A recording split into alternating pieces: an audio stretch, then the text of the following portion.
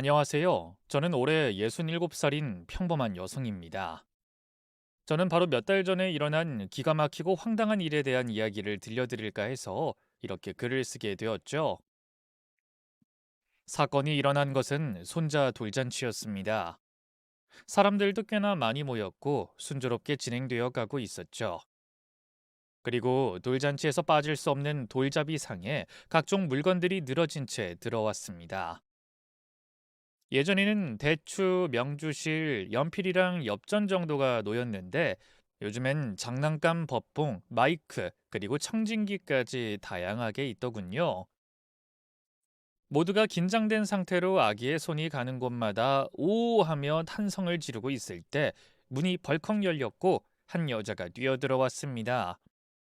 너무나 예의 없는 모습에 처음엔 잘못 찾은 모양이라고 생각했지만 아들 내외의 표정을 보니 불길함이 엄습했죠.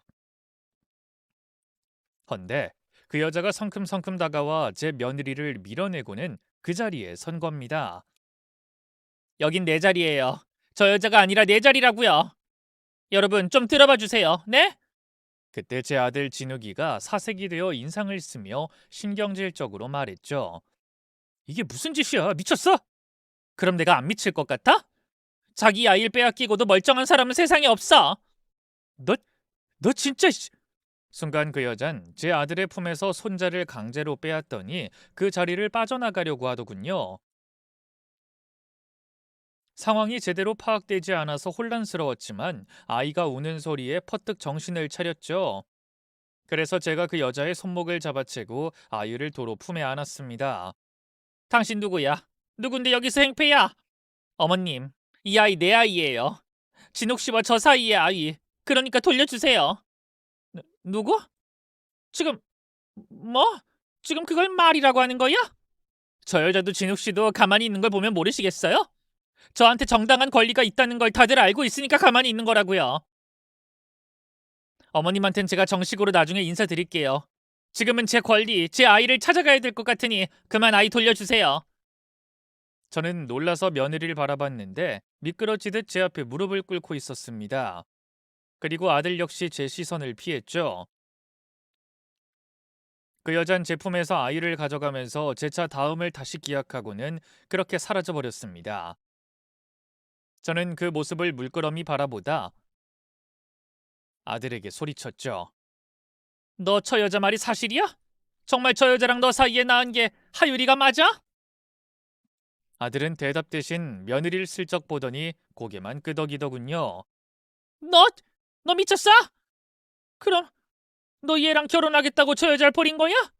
그리고 애를 빼앗아 왔고? 맙소사, 내가 널 그렇게 키웠어? 이 망할 놈! 네가 그러고도 사람이야? 엄마, 일단은 좀 진정? 이 상황에 진정? 네가 어떻게 나한테 이래? 어쩜 이런 끔찍한 짓을 저지를 수가 있어? 엄마가 어떻게 살았는지 아는 놈이 어쩜 그래? 아마도 그때가 아들에게 가장 실망했을 때가 아닐까 싶습니다. 아들이 잘 다니던 대학을 그만두고 공무원 시험을 보겠다고 했을 때도 저는 그렇게 실망하진 않았어요. 공무원 시험만 무려 9년을 준비하고도 1차에도 합격 못했을 때도 마찬가지였죠. 주변 사람들이 본인 자식 자랑할 때 부럽지 않았다면 거짓말이지만 제게 아들은 그저 존재하는 것만으로도 축복이라고 생각했으니까 말입니다. 또한 그런 아들이 갑자기 아이를 낳았다면서 결혼으로 책임을 지겠다는 말을 했을 때도 저는 그런 아들의 선택을 지지했어요.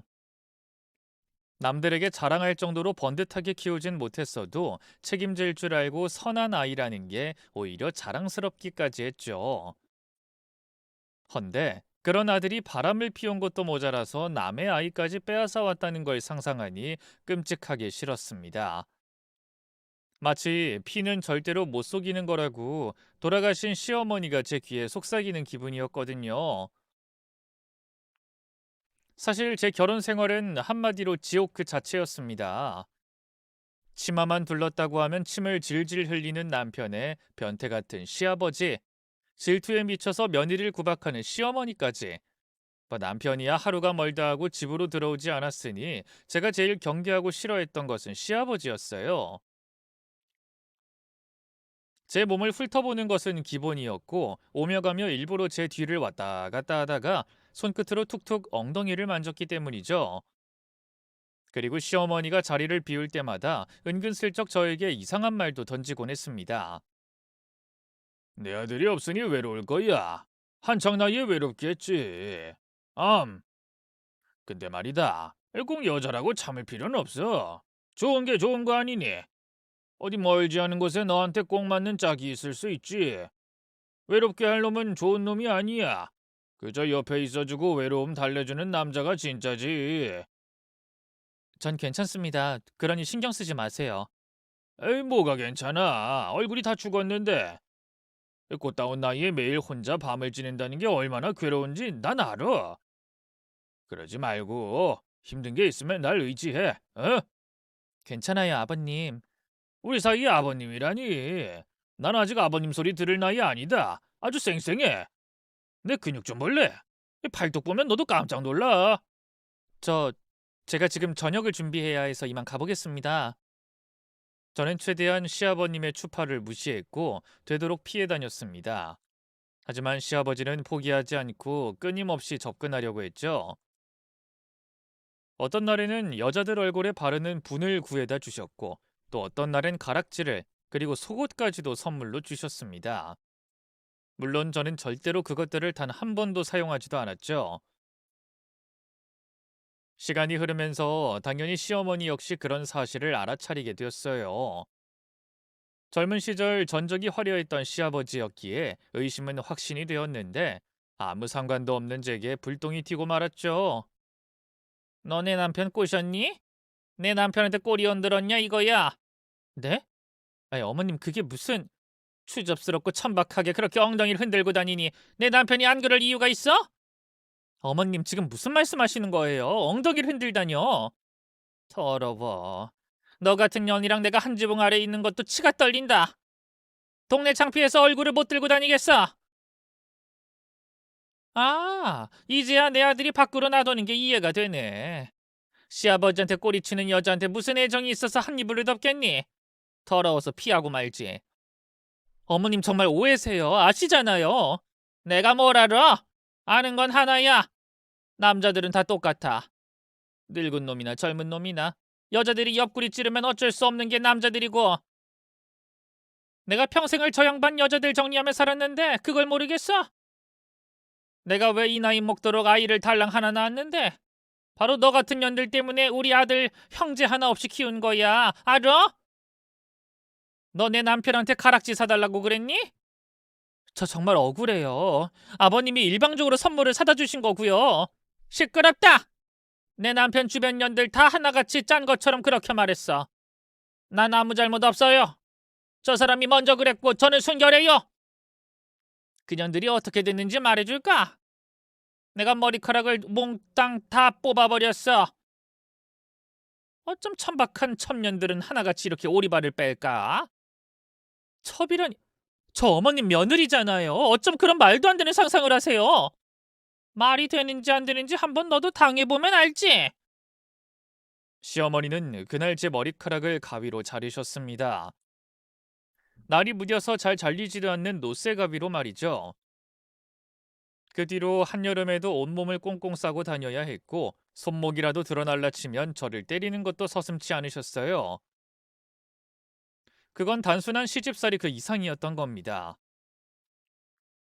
결혼하고 무려 4년 동안 그렇게 살았고 시아버님이 돌아가시기 직전까지 계속됐죠. 변태 시아버지는 변소에서 대변을 두다가 돌아가셨어요. 그때 당시는 병에 대해서 잘 모르니 심장마비다 뭐다 했지만 지금 생각하면 저혈압이 그 원인이었을 거라고 추측하고 있죠. 어쨌든 제게는 너무나 다행스러운 일이긴 했습니다. 덕분에 아주 잠깐은 자유를 만끽할 수 있었으니까요. 그런데 그 잠깐의 자유도 허용하기 싫다는 듯 그 다음은 남편 차례였습니다. 다짜고짜 제게 갓난아이를 안겨주면서 키우라고 하더군요. 여보, 도대체 당신이 어쩜 나한테 이래? 이젠 하다 밖에서 나온 자식을 키우라고? 아이 그럼 그것도 안 하고 우리 집에서 밥 먹고 편안하게 쉴 생각만 해?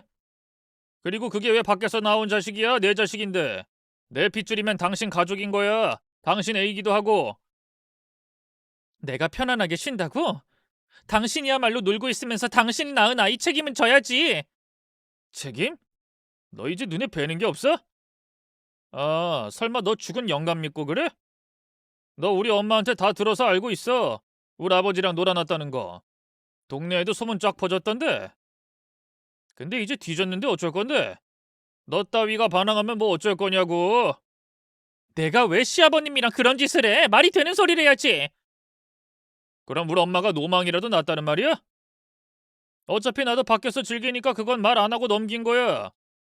근데 해야 할 며느리 도리, 아내 도리는 제대로 해야지.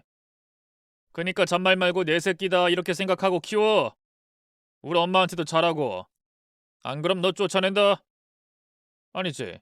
며느린 죽어도 시댁 귀신이니까 죽여서 내보내야겠네. 죽기 싫으면 행동 똑바로 해. 남편은 죽이겠다는 협박과 동시에 자신이 만나던 여자를 끼고 또다시 밖으로 나갔고 저는 혼자 숨죽여서 울어야 했습니다. 너무나 수치스럽고 모욕적인 상황을 더는 받아들이기가 힘들었죠. 아이는 계속 우는데 솔직히 꼴도 보기 싫더군요. 남편과 닮은 인매, 친모를 닮았을 거라고 추정하는 눈까지도 꼭 제 불행을 압축해 놓은 것 같아 괴로웠습니다. 솔직히 그땐 아이를 절대로 좋아할 수 없을 거라고 확신했죠. 그런데 한 달, 두 달, 12달의 시간이 흐르면서 어느덧 그 아이를 사랑하게 되었다는 걸 인정해야 했습니다. 통통한 볼도 작은 손가락들도 저를 빤히 보는 그 맑은 눈빛까지도 사랑하지 않을 이유가 없었던 거예요. 그게 바로 지금의 제 아들 진욱이죠. 그런데 진욱이가 6살이 되었을 때 남편이 사고로 죽게 된 겁니다. 당시 다른 여자와 살림을 차려서 살고 있었는데 강도가 들어 칼에 찔려 죽은 거죠. 당연히 시어머니는 그 모든 원인을 제게 돌렸습니다. 너만 이 집에 안 들어왔어도 내 아들 안 죽었어. 내 아들은 밖으로 나돌게 하고 내 남편한테 꼬리치더니 결국 줄줄이 초상을 치르게 만들어? 나가 죽어. 더럽고 추접하고 끔찍한 것. 네가 내 아들이랑 남편 죽였으니 살려내고 넌 죽으라고. 제가 결혼할 당시만 해도 이혼은 여자에게 치명적이었고 마치 범죄자 취급을 했죠. 특히나 지방의 작은 마을에서는 단 한 집도 이혼한 사례가 없을 정도였고요. 그런데 그로부터 시간은 꽤 흘렀고 이혼에 대해서 이전처럼 나쁘게 생각하는 사람은 없어지고 있었죠. 그래서 저도 더는 참을 이유가 없었던 겁니다. 적어도 그때만큼은 저도 더는 당하고 싶진 않았어요. 평생을 밖에서 다른 여자 치마 속에서 들락거리는 남편을 제가 어떻게 죽여요? 제가 나가라고 한다고 나갈 사람이고 있으라고 하면 있긴 했나요? 어머님도 못 잡아둔 아들을 왜 저한테 그러세요? 그리고 그 대단하신 아드님 뿌리가 바로 시아버님이에요. 며느리한테 침이나 흘리는 시아버지를 변수에 밀어넣어서 제가 죽였나요? 똥 싸다가 죽은 게 왜 제 탓이냐고요? 인연이 지금 누구 앞이라고? 손바닥으로 하늘을 가리세요. 제 이상한 소문 퍼뜨리고 다니는 것도 어머님이고 그 소문이 사실이 아니라는 거 다들 알면서도 그냥 넘어갔다는 생각은 안 하세요? 나이를 먹었으면 곱게 드셔야지. 진짜 노망이라도 나셨어요? 노망?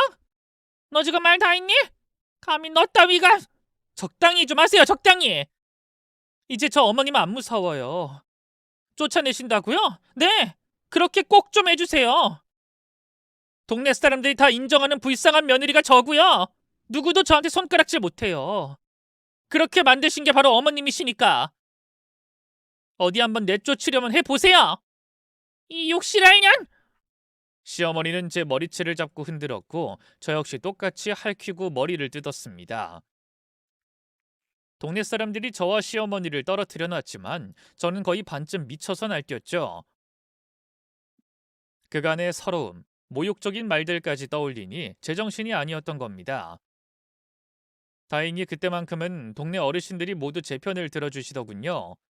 그런데 그게 시어머니를 자극했는지 아님 위기감을 느꼈는지 그날 이후로 저를 괴롭히는 방법을 바꿨습니다. 바로 진우기를 가지고 협박을 한 거죠.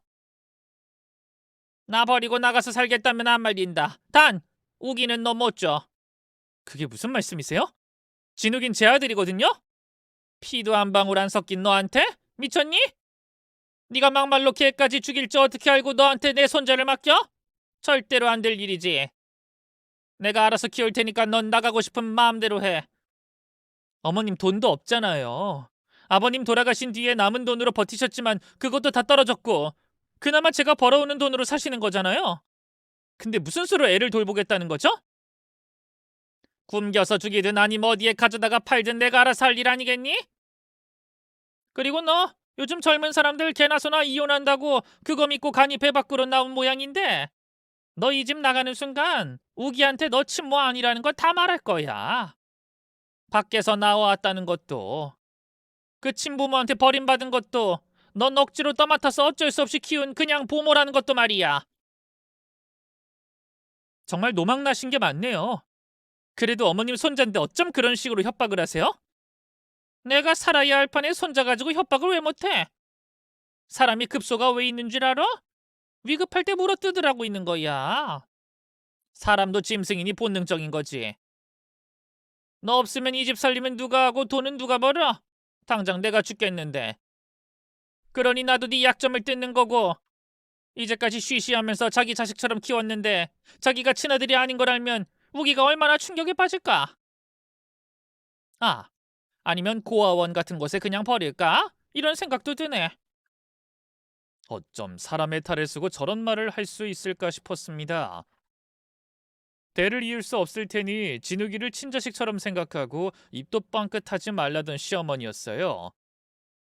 그런데 시간이 흘러 그걸 도리어 이용하려고 했던 거죠. 속으로 아이만 데리고 도망을 칠까?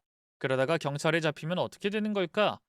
아이를 빼앗기면 난 살 수 있을까? 저는 혼자서 많은 생각을 했고 결국 시어머니의 뜻대로 하게 된 겁니다. 그렇게 다시 시작된 모진 시집살이는 8년이나 이어졌고 시어머니가 돌아가셨을 때 겨우 벗어나게 되었네요. 아무래도 그런 과거가 있다 보니 아들에 대한 실망감은 훨씬 더 커질 수밖에 없었던 겁니다. 동시에 며느리에게도 화가 났죠. 제가 모진 시집살이를 겪었기에 저는 며느리의 모든 걸 다 이해하려고 했습니다. 아이를 안고 저희 집으로 인사를 왔던 그 순간 보였던 며느리의 불량한 태도까지도 말이에요. 며느린 애초에 제게 잘 보일 생각은 전혀 없어 보였습니다. 부모는 없어요. 죽었거나 아님 죽어가거나 아님 살려고 절 버렸던 것 같으니까요. 아, 그래요? 아가씨가 많이 힘들었겠네. 애새끼 버릴 부모라면 그 밑에서 자랐어도 힘들었을 테니 괜찮아요. 최악이냐 차악이냐 그 차이일 뿐이니까요. 물론 지금 결혼도 차악이긴 하지만 그리고 참고로 저 진욱이보다 나이는 5살 더 많고요. 모은 돈도 한 푼도 없어요. 공무원이지만 박봉이고요. 혹시 무슨 안 좋은 아니 아이 때문에 어쩔 수 없이 결혼하는 건지 물어도 될까요? 묻지 마세요. 결혼은 할 생각이니까. 며느린 불쾌한 기분을 여실히 드러냈고 곁에 있는 아들은 쩔쩔맸죠. 당장 신혼집을 마련할 여력이 없던 두 아이들은 그렇게 결혼 전부터 저희 집에서 함께 살게 된 겁니다. 그래서 저는 결혼 전부터 못 볼 꼴을 많이도 보게 되었어요. 어찌나 언성을 높여 싸우는지 거의 매일같이 전쟁이 따로 없었죠. 더구나 며느린 자신이 낳았다는 아이까지도 돌볼 생각을 하지 않았습니다. 기저귀를 갈 때면 냄새가 난다며 밖으로 나간 경우도 많았고 모두 아들이 맡아서 하게 되었죠. 그런 걸 보다 보니 저도 하루에 수천 번은 쓰린 속을 달래야 했어요. 며느리가 미워질 때가 있었지만 저는 저의 시어머니처럼 되고 싶지 않아서 그 아이를 제 딸이라고 생각하며 참고 견뎠습니다. 며느리에게 뭘 가장 먼저 해줄까 고민하다가 아침밥을 차리기 시작했죠. 성희야, 아침 먹고 출근하렴. 너 좋아하는 갈비찜 했어. 저 아침 안 먹는다고 말씀드렸잖아요. 근데 왜 이런 짓을 하세요? 됐어요. 혼자 드세요. 그럼 두유라도 먹어. 너 우유 먹으면 배앓이 한다며. 이거 가지고 가. 아, 필요 없다니까. 제게 짜증도 내고 아들과는 매일 싸우고 어떤 날엔 너무 지쳐서 이게 뭐 하는 짓인가 싶을 때도 많았어요. 하지만 부모 없이 홀로 자란 아이에게 정을 주고 싶었고 또 아들도 자리를 잡기 시작하니 이전처럼 밉지도 않았습니다. 여기저기 참견하기 좋아하고 우유부단한 아들의 진로를 바로잡아 줬다는 것 자체가 고마웠죠. 제가 본 공무원 시험이라는 게 그랬습니다. 초반 1, 2년은 제 아들도 정말 열심히 했었어요. 3년째엔 아슬아슬하게 떨어졌죠. 그런데 4년이 넘어가니 노량진이라는 곳에서 친구들과 어울리고 놀기 시작하더군요. 그리고 그 이후는 늪과 다름없었습니다. 다른 친구들은 대학 졸업해서 취업하고 사회생활을 시작하고 있는데 경력도 졸업장도 자격증도 하나 없는 상황에 진로를 바꾸는 게 힘들어진 거죠. 조바심만 가득하고 앞으로 나아가지도 물러날 수도 없어서 습관처럼 공부만 하는 겁니다. 저 역시 아들이 7년째 공무원 시험을 볼 무렵에 설득을 해보긴 했어요. 아들, 그냥 그만하고 엄마 식당에서 일해보는 건 어때? 엄마 나이도 있어서 아무래도 너한테 물려주고 이만 집에서 좀 쉬었으면 좋겠어서. 아, 무슨 기업이야? 그게 기업이냐고. 뭐 대패 삼겹살집? 이 나이에 누가 그런 거래. 그리고 나 공무원 되고 싶다고 몇 번을 말해. 그건 내 꿈이라니까? 아이, 그래도 지금까지 안 된 걸. 아, 해! 합격할 거라고! 하면 되는 거잖아! 그까짓 거. 안 그래도 나도 미치겠어. 엄마가 내 맘을 알아? 그니까 더는 부담 주지 마. 나도 합격해서 엄마한테 효도하고 싶은 거라고. 요즘엔 어린 친구들도 일찌감치 사업에 뛰어들거나 식당을 운영하는 일이 많다고 들었습니다. 실제로 제가 운영하는 가게에도 최근 식당 개업을 목표로 일하는 젊은 사람들도 생겼고요. 헌데 당시에는 자영업이나 회사원보다는 공무원이 최고라는 생각을 가진 사람들이 많았습니다. 아무래도 윗세대인 부모의 영향 때문에 한때 그런 바람이 불었죠. 그래서인지 아들은 거듭된 실패를 인정하지 않으려고 했고 실패를 했음에도 회피를 하려고 하더군요. 오기였을지도 모르고 자기 스스로도 포기하기엔 허비한 시간이 아까웠던 것 같습니다. 그런데 그걸 한 방의 며느리가 제대로 인식시켜줬던 거였죠. 뭐 언제까지 할 생각인데? 1년, 2년? 너 지금 현실을 봐. 너 나이 30대야. 근데도 아직도 공무원 시험 보겠다고 내 앞에서 입을 열어? 미쳤니? 자기야, 그래도 진짜 이번엔 나 할 수 있을 것 같아서 그래. 진짜야. 공무원 시험은 딱 3년이야. 3년 안에 못 붙으면 그냥 깔끔하게 손절하는 게 맞고.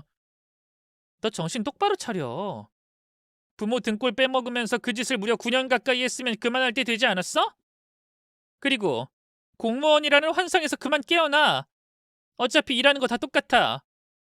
완장 차고 있다고 달라지는 거 아무것도 없으니까 꿈 깨시라고. 아니, 진짜 나한텐 간절한 꿈이고 꿈이 아니라 습관이 된 거라고. 공부를 하고 있을 땐 뭔가 제대로 사는 것처럼 느껴지니까 거기에 빠진 거란 말이야. 근데 현실은 그냥 덜 떨어진 백수 새끼야.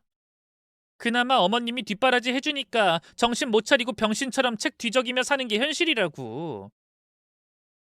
그니까 똑바로 들어. 애 키우려면 돈 들고 앞으로는 돈 벌어야 해. 아이 책임지고 싶다며. 당당한 아빠가 되겠다더니 거짓말이었니? 그러니까 웃기는 잡소리 집어치우고 무조건 내 말대로 해. 정육점? 제발, 차라리 회사를 다니면 어때? 회사는 너 뭐 받아주긴 한데? 대학 나왔어? 자격증 있어? 없잖아. 그러니까 기술 배우라고. 정육 기술도 아무나 못 배워. 그나마 내가 아는 사람이 너 받아준다고 하니까 내가 겨우 부탁해서 들어준 거라고. 들어가서 죽어라 배우고 그 정육점 이어받겠다고 해. 권리금은 대출이든 뭐든 해서 밀어줄 테니까. 알았어? 아니, 그래도 정육점은 좀 그렇잖아. 피도 튀고. 차라리 우리 엄마 가게를 하는 건? 그래. 넌 항상 그런 식이지. 도망갈 곳이 있어서 참 좋겠네. 비겁한 새끼야. 어머님 식당 좋지. 근데 너 거기서 일 제대로 배울 수 있을까? 조금만 힘들어도 비빌 구석 있으면 들어놓을 게 뻔한데? 식당이든 자영업이든 부지런하지 않으면 어차피 쫄딱 망해. 왜? 지금 너 들어가서 가게 물려받아서 쫄딱 망하게 만들고 싶니? 그럼 그렇게 해. 다 같이 죽지 뭐. 아들에게 비겁하다느니 덜 떨어졌다느니 말끝마다 이 새끼 저 새끼라고 하는 말이 엄마 입장에서 듣기 좋은 말은 아니었습니다. 그런데 적어도 그때만은 제 속도 후련했던 것 같아요. 실제로 제 아들도 그 뒤로 정신 차리고 공무원 시험을 깔끔하게 손에서 놨으니까 말이죠. 심지어 2달 동안 새벽부터 늦은 시간까지 기술을 익혔고 며느리의 도움으로 정육점까지 인수하게 되었던 겁니다. 의외로 아들은 그 일을 계기로 많이 달라졌어요. 스스로 일해서 돈을 벌기 시작하니 그간 보이지 않던 것들이 보이기 시작한 모양이었죠. 또한 그 무렵부턴 며느리와 저의 사이도 조금씩이지만 가까워지게 되었습니다. 하루는 며느리가 묻더군요. 어머님은 제가 안 미우세요? 저 남편보다 나이도 많고 부모도 없고 싸가지도 없고 어쨌든 없는 게 이렇게 많은데 왜 저 구박 안 하세요? 심지어 애도 안 보는데? 밉지. 미울 때가 한두 번이 아니었어. 그래도 우린 가족 아니니? 가족도 처음일 테고 며느리도 처음, 아이 엄마가 된 것도 처음인 너한테 완벽하길 바라는 건 욕심이고 나도 잘한다고 잘하지만 결국에 시어머니가 된 게 처음이니까 아직 서툴 뿐이란다. 내가 널 이해하려고 하는 만큼 너도 날 이해하지 못하는 부분이 분명히 있을 텐데 무슨 자격으로 널 구박을 하겠니? 진짜 어머님 이상한 거 아시죠? 그래 잘 됐지. 우리 둘 다 이상하니까. 아이 세상 어떤 며느리가 구박 안 하냐고 물어. 며느린 그 답변 이후부터 제가 차려준 아침밥을 먹기 시작했습니다. 겨우 밥 한 술, 국 한 술 뜨는 게 전부였지만 어쨌든 제 마음을 받아줬다고 여겼죠. 아주 가끔이긴 하지만 하요리를 보면서 편안한 미소도 보이곤 했고요. 그런데 돌잔치에 그 일이 터진 거고 며느린 그 일 이후 아예 집으로 들어오지도 않았습니다. 아들도 그런 며느리를 찾겠다고 나가서 들어오지 않았고요. 그 대신 그때 봤던 여자가 손자를 데리고 절 찾아왔죠. 어머님, 절 받으세요. 앞으로 잘 부탁드려요. 저는 너무 당황해서 어쩔 줄 몰랐지만 제 바로 앞에서 절을 올리더군요. 아가씨, 그러지 말고 고개 들어요. 아니에요. 첫 만남 때문에 오해가 있으셨을 텐데 첫 인사는 제대로 하고 싶었거든요. 김지현이라고 해요. 어머님, 그날은 정말 죄송했어요. 많이 놀라셨죠? 미안해요. 근데 이 일이 어떻게 된 건지 혹시 말을 해줄 수 있어요? 진욱 씨가 말을 안 해요? 지금 집에 들어오지도 않는 상태라서. 아유, 저런. 저 때문에 괜히 이런 일이 생겼네요. 저희 사귄 지 꽤 오래됐어요. 노량진에서 공부할 때 만났으니까요. 그러다가 잠깐 헤어졌는데 진욱 씨가 절 다시 찾아왔고 그때 아이를 가지게 됐죠. 근데 하필 그때 지금 며느님이랑 결혼을 하려고 했나 봐요. 제가 집안도 변변치 않고 공무원이란 직업도 없으니 그 여자를 선택했거나 아님 저는 그냥 하룻밤 놀잇감이었을지도 모르겠네요. 그렇게 두 사람이 아이를 빼앗아 갔고요. 좋아요. 그건 그렇다고 치죠. 근데 아이를 빼앗다니 그게 말이나 됩니까? 진즉에 신고를 했어야지. 이제 와서 우리 아들 내외가 애를 데려갔으니 찾겠다는 게 앞뒤도 안 맞고요. 그땐 저도 겁이 많이 나서 아이를 되찾을 생각을 못했어요. 나만 사랑한다던 진욱 씨가 다른 여자랑 제 사이에서 양다리를 걸칠 거란 생각도 못했죠. 뭐 그 여자 입장에서도 기가 찼겠지만 저도 마찬가지거든요. 아니지, 오히려 제가 진짜 피해자죠.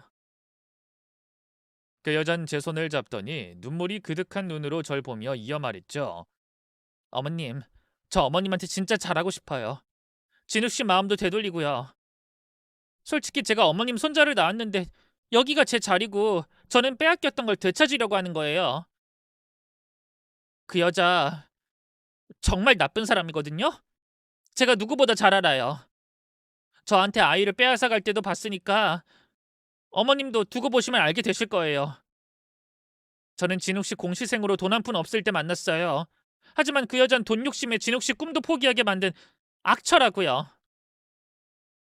내 며느리가요? 네. 정육점도 억지로 떠맡긴 거잖아요. 저도 알 건 다 알아요. 어머님, 저 정말로 어머님한테 좋은 며느리라는 거 증명할 수 있어요. 어머님은 제 마음 아시잖아요. 저를 지지해 주세요. 실제로 지연인 제게 정말 잘했습니다. 모르긴 해도 모든 시어머니가 원하는 이상적인 며느리에 가까웠죠. 싹싹하고 밝고 착했어요. 까놓고 제 며느리보단 확실히 대하는 게 편했죠. 하지만 어째서인지 시간이 갈수록 저는 자꾸만 성의가 떠올랐습니다. 아마도 제가 며느리와 비슷한 아픔을 겪었기 때문일 거예요. 무례한 행동부터 아들과 매일 다퉜던 것, 아이에게 무관심해 보였던 것들이 밖에서 낳아온 자식 때문이라고 한다면 모두 한 번에 이해가 되었기 때문이었습니다. 그래서 저는 더더욱 며느리를 찾아야겠다는 생각이 먼저 들었어요. 하지만 아들도 못 찾은 며느리를 찾는 건 어려운 일이었죠. 며느리가 일을 하는 곳에 찾아갔지만 휴가를 냈기 때문에 아무 소식도 없이 돌아서야 했고요. 결국 저는 심부름 센터를 활용했고 마침내 며느리가 머물고 있다는 친구 집에 무작정 찾아가게 됐죠. 저는 현관문이 열리는 동시에 무릎을 꿇었습니다. 어머님, 이게 뭐 하는 거예요? 잘못을 비는 거다. 잘못을 했으면 당연히 빌어야지. 그게 맞지. 일어나세요. 아니, 용서를 구하진 못해. 입이 10개라도 아들 잘못 키운 내 탓이니 너한테 진심으로 사과를 할 뿐이야. 그게 내가 할 수 있는 최선이니까 그냥 둬. 제발요. 무릎도 안 좋으시잖아요. 찬바닥에서 왜 이러세요? 저 불편하게 해서 말려 죽이시려고요? 일어나요. 안 일어나면 저 그냥 들어갈 거예요. 그래, 그래라. 난 여기 계속 있으마. 며느린 진짜로 집 안으로 들어갔고 저는 그 자리에 가만히 있었습니다. 몇 시간 동안 피가 통하지 않은 다리가 마치 비명을 지르는 듯 아파왔지만 버텼죠. 그러다가 얼마 후에 아들이 그 빌라로 뛰어들어왔습니다. 뭐 아들 말로는 며느리가 절 데리고 가라며 연락을 했다고 하더군요. 진욱이는 며칠 사이 반쪽이 돼서 절 보면서 한숨을 푹 쉬었죠. 엄마, 그냥 두면 내가 알아서 할 거였어. 일어나 가자. 어? 저는 그 말을 하는 진욱이의 뺨을 힘주어 때렸습니다. 그냥 두면 너 저 상처가 그냥 두면 나을 상처로 보여? 이 망할 놈. 내가 너 그렇게 키웠어? 우유부단에도 정도가 있지. 다른 여자랑 양다리를 걸쳐? 이 망할 새끼야. 엄마, 그게 무슨 말이야? 애는 낳았는데 결혼할 사람은 따로 있다고? 넌 지금 두 사람의 인생을 망친 거야. 그걸 받아주려고 한 며느리 마음에도 상처가 됐을 거고. 아이 빼앗긴 지연이 역시도 마찬가지고. 그런 거 아니야. 기억도 안 나고. 기억이 안 나? 이 망할 새끼가. 저는 무릎을 꿇은 상태로 아들의 멱살을 잡고 두드려 패기 시작했어요. 진심으로 너무 분해서 온몸이 떨릴 지경이었죠. 바람 피우는 것들의 대표적인 핑계 중에 하나인 기억 안 난다는 말에 눈이 돌아버렸던 겁니다. 그런데 한참 때리고 있을 때 현관문이 열렸고 며느린 안으로 들어오라는 듯이 한쪽으로 비켜서더군요. 저는 겨우 부축을 받아서 안으로 걸음을 옮겼죠. 하지만 걸어가면서도 아들의 머리통을 몇 번이나 때렸습니다. 아이, 엄마 그만 좀 때려. 나 진짜 억울하다니까. 너 며느리 앞에서도 그딴 식으로 행동했어? 억울하다고 발동동 구르면서? 근데 그것 말곤 달리 설명을 못 하겠는데 어쩌라고. 뭐든 해야지. 그게 뭐든. 아들은 한참 망설이더니 숨을 크게 들이쉬고 내쉬더군요. 그러더니 이내 입을 열었죠. 지연인 내가 노량진에서 알게 됐어.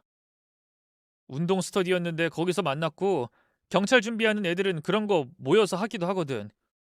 달리기 같은 거 말이야. 만난 건 1년 정도? 근데 걔가 먼저 헤어지길 원했어.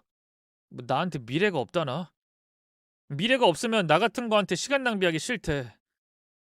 그래서 난 잡았지. 1년만 더 기다려달라. 매달리고 울고불고 난리가 났지. 지연이는 모질게 아들을 내쳤다고 합니다. 그래서 헤어지고 지금의 며느리와 만남을 이어갔다고 했죠. 공무원 시험을 합격하면 바로 결혼할 생각이었고 며느리가 공부를 할 때 많이 도와주기도 했다고 하더군요.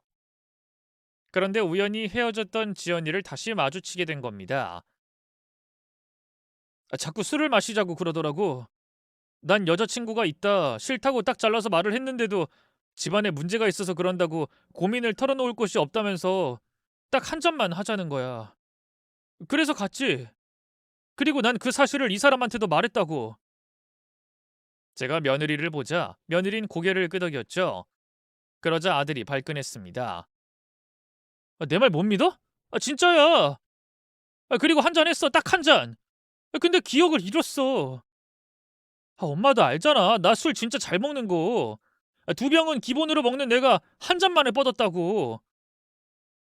다시 깨어났을 땐 지연이가 옆에 있었는데 그래서 그래서는 뭐 이 사람한테 미안하다고 싹싹 빌고 용서받고 끝냈다고 생각했지. 근데 그 여자가 몇 개월이 지난 뒤 다시 나타나서 내 아이를 낳았다고 한 거야. 데리고 가서 키우라면서.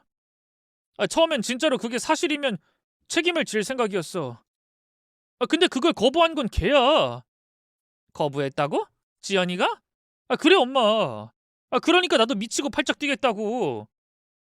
내가 돈 한 푼 없는 백수 새끼라고 거지처럼 사는 나한테 시집 오느니 혀를 깨물고 죽겠다. 아들 낳았는데 커서 너처럼 멍청하게 자랄까봐 겁난다. 네가 안 데리고 가면 고아원에 쳐넣겠다고 하는데 나들 어쩌라고. 그래서 성희한테 말한 거고 우리가 그렇게 키우게 된 거라고. 아이 데리고 올 때도 돈 달라고 해서 줬어. 이 사람이 왜 모아둔 결혼 자금이 없었는데 다 그것 때문이란 말이야. 공무원 되기도 전부터 모은 돈 그거 다 아이 데려올 때 썼어. 근데 피해자인 척하면 돈 뜯어내려고 온 게 확실해. 그래서 유전자 검사는 해봤어? 맞더라고. 아들의 대답에 저는 눈을 꼭 감았죠. 저는 며느리의 마음이 얼마나 다쳤을지 짐작이 갔습니다. 결혼을 약속한 아들의 배신을 용서한 것도 힘들었을 텐데 밖에서 나온 자식까지 거뒀다는 게 믿어지지 않을 정도였죠. 저는 그런 며느리가 안쓰럽고 또 한편으론 미안했어요. 그래서 저는 묵묵히 있는 며느리의 손을 잡고 가볍게 포옹을 했습니다. 그리고 미안하다고, 정말 너무 미안하다고 사과를 했죠. 그러자 며느리가 엉엉 울더군요. 그간의 서러움이 폭발한 것처럼 울음소리는 점점 커졌고 아들도 당황했는지 무릎을 꿇고 싹싹 빌었죠. 두 사람이 완전히 진정되었을 때 저는 입을 열었어요. 아가, 일단 내가 확인해 보마. 무슨 의도를 가지고 왔는지, 도대체 왜 이런 짓을 하는 건지, 정말 아이가 보고 싶어 왔는지라도 확실히 알아보게 시간을 좀 다오. 무슨 방법이 있어요? 어머님이 그 여자를 감당하실 수 있겠어요? 내가 너한테 물러서 바보로만 보였니? 내가 시집살이를 얼마나 지옥처럼 했는지 넌 모를 거다. 그 속내가 어떤지 확실하게 알 수 있는 방법이 있지. 뭔데요? 근데 우리 하율이 그 여자한테 맡기기가... 아니, 그 여자가 맡아야 해. 너흰 절대로 약해지면 안 된다. 당분간 들어오지 마. 하율이가 약점이라는 걸 절대로 알려서는 안 될 일이야. 그럼 물어뜯길 테니까. 좀 과격한 방법이긴 하지만 저는 아들과 며느리의 말을 더 신뢰했습니다. 특히 돈을 주고받은 증거가 확실했기에 더욱이 그랬죠. 자식을 팔았던 사람이 뒤늦게 아이를 위해서 사는 건 거의 희박한 경우였으니까요. 그래서 제가 떠올린 방법은 여기저기 감시 카메라를 설치하고 지옥의 시집살이를 보여주는 거였습니다. 국이 짜다, 반찬이 맛이 없다는 기본에 커튼 빨래, 이불 빨래, 제사의 김장까지 기본적인 것으로 일단 몸을 풀었어요. 너는 어째 도대체가 살림이 들진 않니? 이전 며느린 이런 것도 알아서 척척했는데 넌 일도 안 하고 집에서 들어누워 사는 주제 시키는 거 하나를 똑바로 못해? 네? 이건 원래 있던 얼룩이라. 세상에 원래 있던 얼룩이란 건 없어. 얼룩이란 건 지워지니까 얼룩이라고 하지. 싹싹 손빨래 제대로 했음 이 얼룩이 그대로겠어? 대충대충 인생 그렇게 사는 거 아니다. 우리 집 며느리 되려면 이 정도는 기본이야. 에이, 표정하고는 이러다 시애미한테 치겠네. 이거 어디 무서워서 잔소리나 할 수 있겠어? 왜? 기분 나빠? 아니요. 절대 그런 건 아닌데요. 그럼 잔말 말고 싹 다 다시 해와. 발로만 하지 말고 손을 이용하라고. 팍팍. 이것도 싫으면 나가서 돈 벌어와. 나 며느리한테 많은 거 안 바란다. 용돈 좀 챙겨주면 내가 살림 가지고 너한테 뭐라고 입을 열겠어? 좀 못해도 그러려니 넘어갔지. 암. 저희 시어머니와 비교하면 한참을 떨어지는 수준이긴 해도 저는 제법 소질이 있었습니다. 늘 웃으면서 싹싹하게만 했던 지연이의 얼굴에 잠깐이긴 해도 분노가 차오를 정도였죠. 여기에 더해서 아들이 집에 들어오지 않는 이유가 다 너 때문이라면서 한탄하기, 돈 벌어오라면서 구박하기, 이전 며느리와 비교하기 등 이전의 기억을 더듬어서 최대한 악독하게 말을 했네요. 그리고 아이를 돌보는 것도 절대로 돕지 않았죠. 어린 하유리에게는 미안하지만 이전 시집살이에서 깨달은 건 딱 하나. 절대로 약점을 잡히지 말자였거든요. 그러자 지연인 고작 이틀 만에 바로 본색을 드러냈고 그건 감시 카메라에 고스란히 찍혔습니다. 한 손에 전자담배를 물고 한 손엔 휴대폰을 들고 미간을 찌푸린 상태로 대화를 하더군요. 아이씨, 이 집 할망구 미쳤나 봐. 아니 그러니까 못해 먹겠다는 거야. 나도 해보려고 했지. 늙은 년 똥구멍 살살 긁어주면 넘어올 줄 알았는데 진욱이 이 새끼는 코빼기도 안 보이고 할망구만 사람을 죽일 듯이 잡아. 살살 웃으면서 시집살이 시키는데 아주 소름이 끼칠 정도야. 나더러 그래서 돈 벌어오래. 돈 벌어서 자기 용돈 좀 주면 안 되냐고. 상대방도 이야기를 하는 듯 듣고 있던 며느리는 또다시 이런 말을 했죠. 그럼 어쩌라고. 뭐 이대로 혼인신고를 어떻게 해. 그리고 하면 저 시집살이를 어떻게 견디고. 그 공무원년이 실실 쪼개면서 다니는 거 보면 만만한 줄 알았는데 걔도 미친 거 아니야? 어떻게 여기서 시집살이를 했지? 와, 거지 같은 놈. 정육점 잘 되기 한번 찔러나 보려고 했더니 돈은커녕 개고생만 하고 있어. 하율이? 몰라. 그냥 애 두고 가는 게 좋겠어. 내가 찔러도 피 한 방울 안 흘릴 할망구야. 그 여자랑 진욱이 그 새끼도 하율이 빼앗기고 나한테 연락 한 통 없고 애정이 없다고.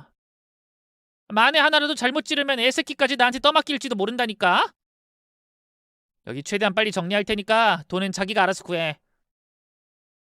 상대 통화는 들리진 않았지만 이야기 흐름상 보면 당장 돈이 급해서 아이를 두고 협박을 하려고 했던 모양이었습니다.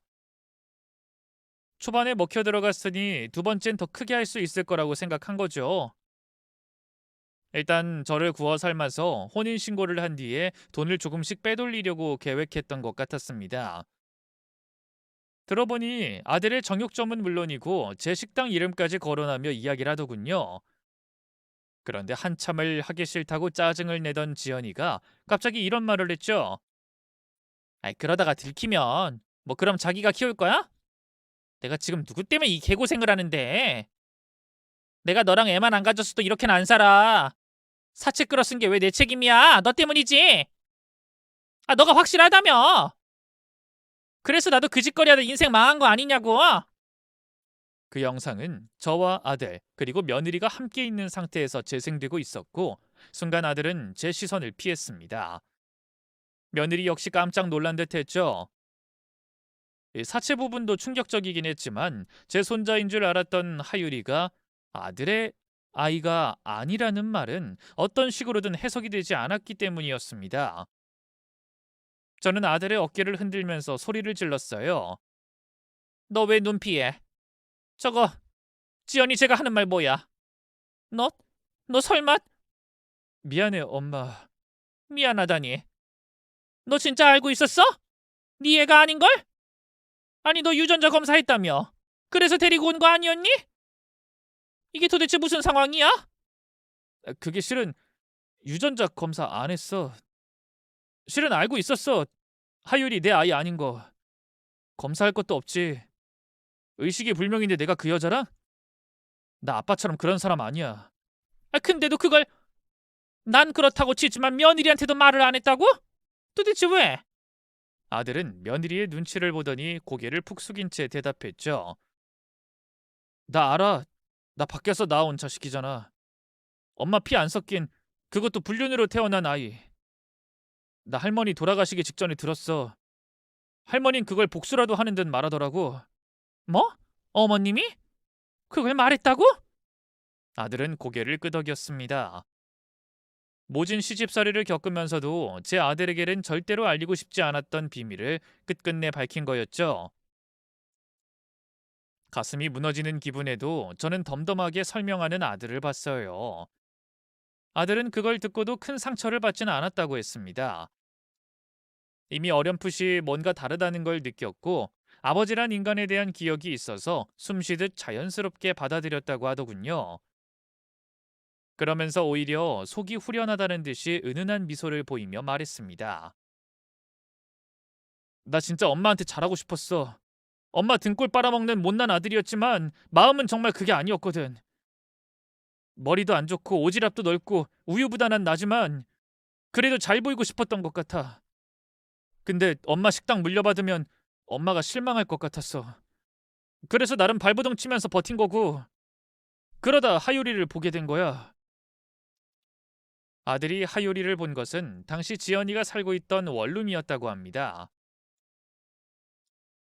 담배 냄새나는 누런 벽지와 더러운 쓰레기 더미 사이에서 바짝 말라서 울고 있던 아이를 말이죠.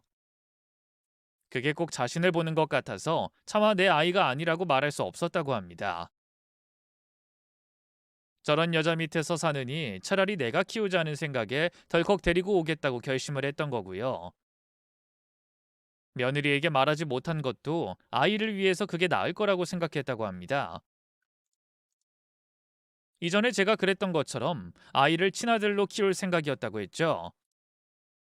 며느린 그걸 듣고 오열을 했습니다. 그리곤 아들의 가슴팍을 때리며 소리쳤죠. 나도 고아였던 거 잊었어? 차라리 말을 하지. 왜 말을 안 해, 이 멍청아! 내가 그것 때문에 너한테 배신감을 얼마나 느꼈는지 알아? 미안해. 그냥 난 미안해. 난 솔직히 자기가 그 말하면 나랑 헤어질 줄 알았어. 날 잡아줄 거라고 생각도 못했고 나중엔 차마 사실을 못 밝혀서 미안해. 정말 미안해. 며느린 한참을 그러다 문득 제 앞에 무릎을 꿇었습니다. 죄송해요. 그간 짜증내고 말도 나쁘게 하고 그냥 다 용서하고 받아들이려고 했는데 머리는 그게 가능했지만 마음이 그렇지 못했어요. 그냥 다 미워져서 아이까지 미워하는 제 스스로가 끔찍하기까지 해서 괜찮아. 다 이해한다. 내가 세상에 그 누구보다 널 이해해. 고생했다, 아가. 한참 오열하고 울고불고 서로 오해를 풀어가는 와중에 저희는 콧물도 제대로 닦지 못하고 불이 나게 집으로 뛰어가야 했습니다. 왜냐하면 하유리 친모가 애를 두고 도망치는 걸 감시 카메라로 봤기 때문이었죠. 이제야 돌진한 아이를 두고 나갈 생각을 하는 여자가 엄마라니. 저는 제 아들에게 아이 잘 데려왔다고 칭찬까지 했습니다. 그리고 저희 모두가 그 아이를 친아들, 친손자로 생각하고 키우겠다고 결심도 내렸고요. 물론 며느리는 걱정을 하긴 했습니다. 제가 잘 키울 수 있을까요? 이제까지 미워했었는데. 더구나 전 부모님 사랑을 받아본 기억도 없어요. 그런 제가 이 아이를 진짜 잘 키울 수 있을까요? 그런 생각을 하는 것 자체가 벌써 부모가 됐다는 뜻이란다. 그리고 내가 너한테 부모가 되어서 사랑해주면 되지 않겠니? 그 일이 있고 우린 현재까지 아주 잘 지내고 있어요. 제가 돈을 주고 애들을 분가시키려고 했는데도 며느린 저와 함께 살고 싶다고 고집했죠. 뭐 말로는 부모 사랑을 더 받아봐야겠다고 하는데 그 말이 왜 그렇게 기특하고 행복한지 눈물이 핑 돌았네요. 물보다 피가 진하다고 하는 말이 틀린 말은 아니지만 꼭 피로 연결되어야 가족이라고 생각하진 않습니다. 마음과 마음이 이어져 있다는 것, 그보다 더 단단한 줄은 세상에 없을 테니까요. 앞으로 함께할 남은 시간 동안 더 없는 사랑을 주려고 노력하려고 합니다. 저희 잘 살라고 응원 꼭 부탁드려요. 마지막으로 제 얘기를 들어주신 분들께 오늘은 제 마음속 소원을 조심스레 나눠봅니다. 부디 여러분도 서로를 아껴주는 따뜻한 인연과 함께 살아가시길, 그리고 피보다 진한 마음으로 묶인 가족 안에서 매일의 기적을 발견하시길 바랍니다. 행복이란 건 결국 그렇게 조용히 우리 곁에 머무는 거니까요. 감사합니다.